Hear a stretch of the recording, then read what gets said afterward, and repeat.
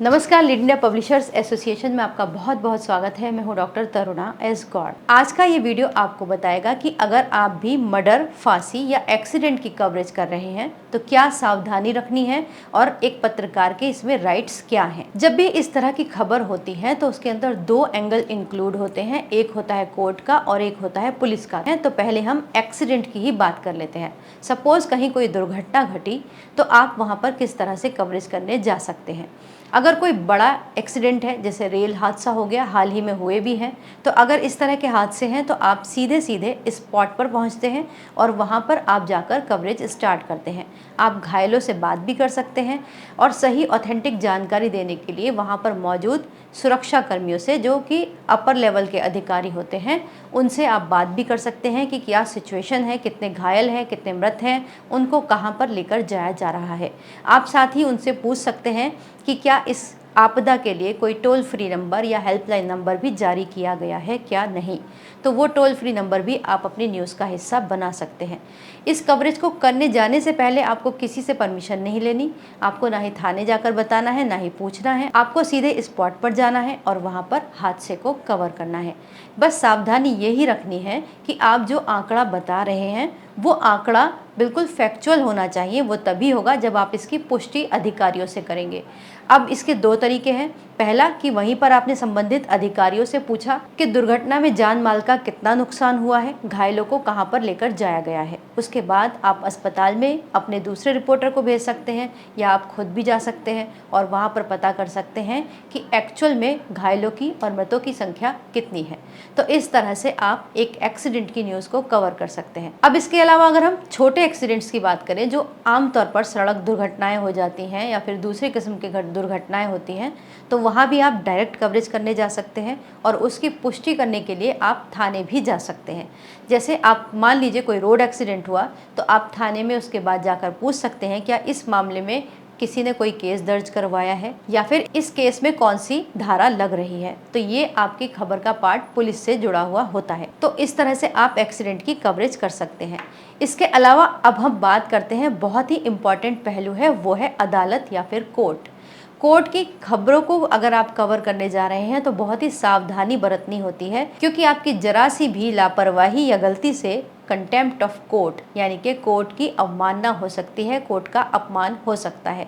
तो कोर्ट का अपमान या अवमानना किन किन कंडीशंस में माना जाएगा वो आपको मैं बताती हूँ। लेकिन पहले तो ये जान लेते हैं कि क्या एक पत्रकार कोर्ट में कवरेज करने जा भी सकता है या नहीं। पत्रकार भी कोर्ट में कवरेज करने जा सकते हैं, लेकिन कोर्ट के अंदर कैमरा अलाउड नहीं होता और ना ही वहाँ पर मोबाइल फोन्स अलाउड होते हैं। आपको उनको साइलेंट करके रखना होता है। आप कोर्ट की प्रोसीडिंग को एक आम आदमी की तरह बैठकर वहाँ पर देख और सुन सकते हैं और नोट कर सकते हैं। उसके बाद आप उस फैक्ट को अपने दूसरे रिपोर्टर को फ़ोन पर ब्रेक कर सकते हैं, जो वहाँ पर P2C यानी कि पीस टू कैमरा यानी कि दर्शकों के लिए एक ब्रीफ वहाँ पर पेश करते हैं।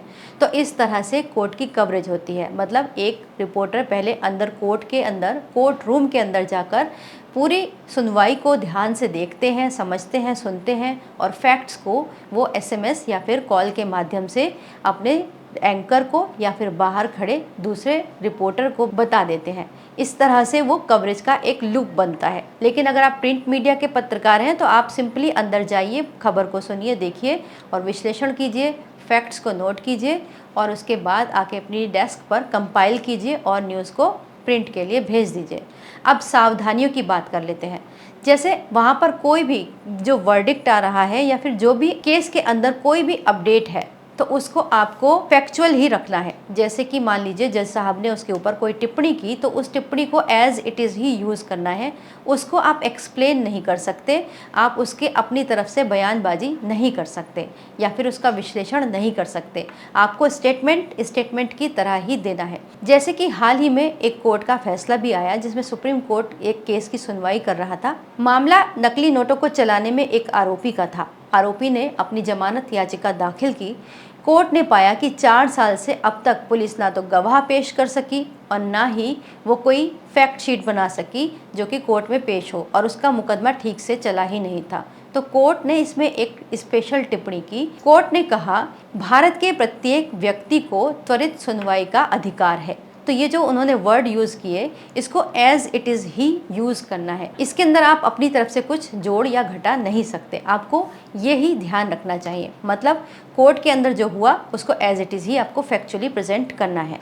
इसके अलावा आपको कोर्ट केस कवर करते हुए ध्यान रखना है कि आपको अगर विक्टिम महिला है या फिर 18 साल से कम उम्र का है, बच्चा है या बच्ची है, तो आपको उसकी पहचान उजागर नहीं करनी है। यदि आपके द्वारा ऐसा कुछ हो जाता है तो इसमें कड़े प्रावधान है, 2 साल की सजा और जुर्माना दोनों हो सकता है। वैसे कवरेज से संबंधित प्रेस काउंसिल ऑफ इंडिया, भारतीय प्रेस परिषद ने भी विस्तार से एक गाइडलाइन दी है, उसको आप उनकी वेबसाइट पर जाकर पढ़ सकते हैं कि अगर आप किसी भी घटना को कवर करने जा रहे हैं तो उसको कैसे कवर करना है। हमने भी इस पर बहुत सारे वीडियो बना रखे हैं, आप पुराने वीडियो विस्तार से देख सकते हैं। तो ये थी कोर्ट कवरेज को लेकर कुछ सावधानियां। अगले वीडियो में हम आपको विस्तार से बताएंगे कि आप कैसे थाने में जाकर पुलिस से कवरेज या बाइट ले सकते हैं, या फिर आप किन टॉपिक्स को लेकर पुलिस के साथ बात कर सकते हैं जिससे कि वो आपको पूरा सहयोग करें। आशा है कि ये वीडियो आपको पसंद आया होगा। अगर आपको ये अच्छा लगे तो इस वीडियो को लाइक, शेयर और सब्सक्राइब ज़रूर कीजिएगा।